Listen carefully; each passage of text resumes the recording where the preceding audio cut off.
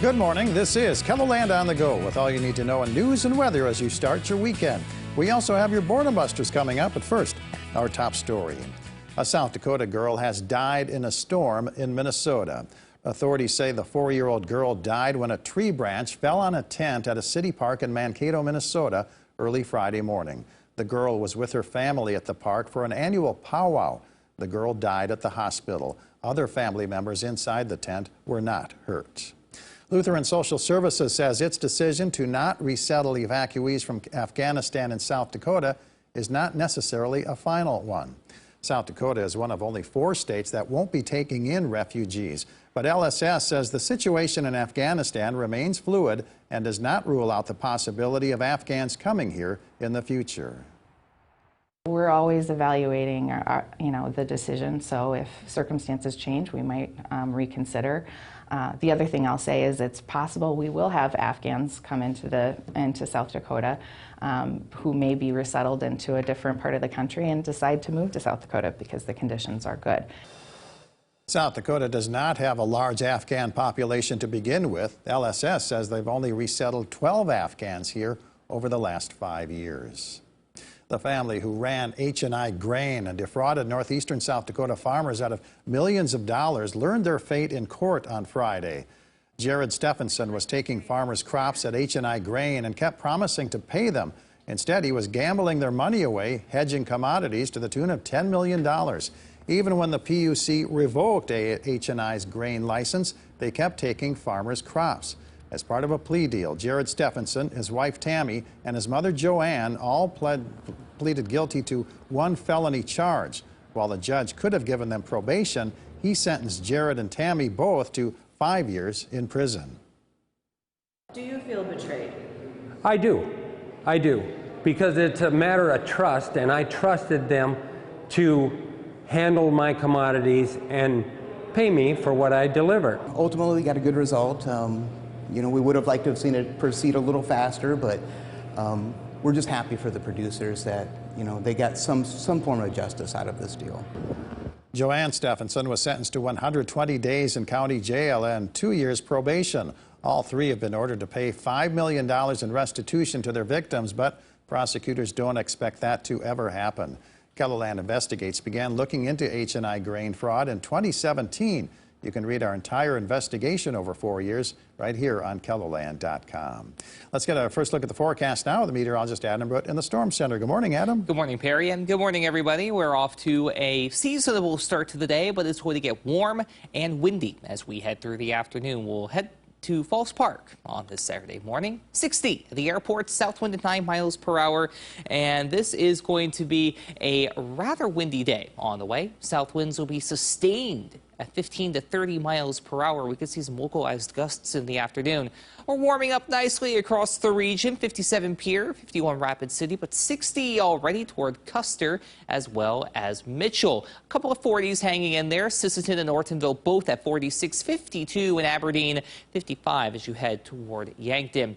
And there is that breeze I mentioned before at 10 to 15 miles per hour in many locations, but that is going to pick up as we head through the afternoon. So get ready for that. And this wind is going to be sticking around as we head through the weekend. We have had some cloud cover that's been keeping temperatures from falling too far down the thermometer overnight.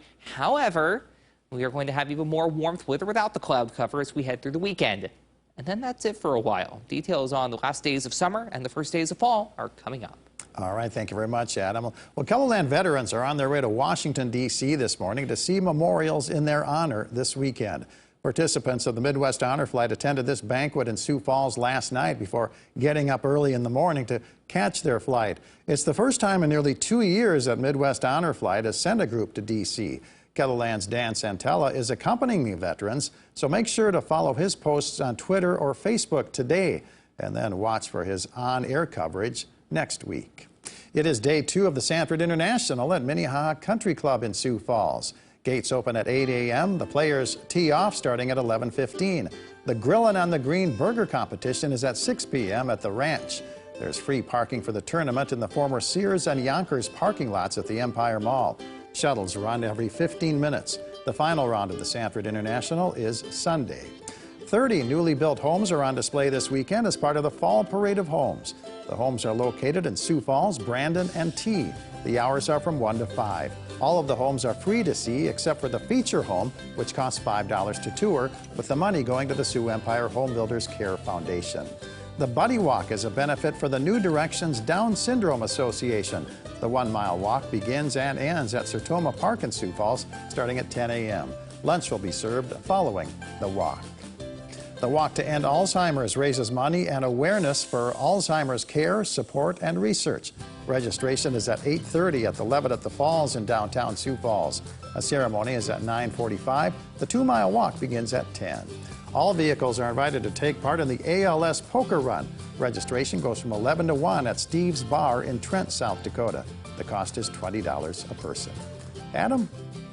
Well, if you are going to be headed outside today, just remember it may be the middle of September, now the later part of September at this point, but it still means that you can still have too much sun. So your safe sun time today, a 6 with a 30 to 45-minute window before things start to get a little bit unsafe. Just keep that in mind if you want to have any last-second summertime fun outside or if you want to get an early head start on fall festivities. Satellite and radar, like I said, pretty quiet beyond some low-level cloud cover out there, mainly in eastern and southeastern portions of South Dakota, but we do have a very nice day on the way across the board as high pressure does just enough to keep things that way. But if you look to the Pacific Northwest, we do have our next cold front that's going to get its act together and then gradually head our way as we head into Sunday night and Monday. Until we get there, though, it's mainly quiet beyond a few showers that are possible overnight in southwestern and west central portions of South Dakota before this migrates north and east by Sunday afternoon. We could see a couple of thunderstorms pop up in northeastern KELOLAND, but the better and arguably best chance we have for rain Sunday night into Monday as a potent cold front comes through. Showers and thunderstorms are likely as we head through Monday morning and into the afternoon, but in the wake of that boundary, we do have a lot of cool weather on the way as we have a big change on the thermometer. Before we get there, though, here is Sunday's severe weather risk. It's a marginal risk, 1 out of 5 for northeastern South Dakota, including the Watertown and Sisseton areas. Wind and hail are the primary concerns with any storm that is able to pop up. But take a look at the rain that we get through Monday evening and even Tuesday afternoon.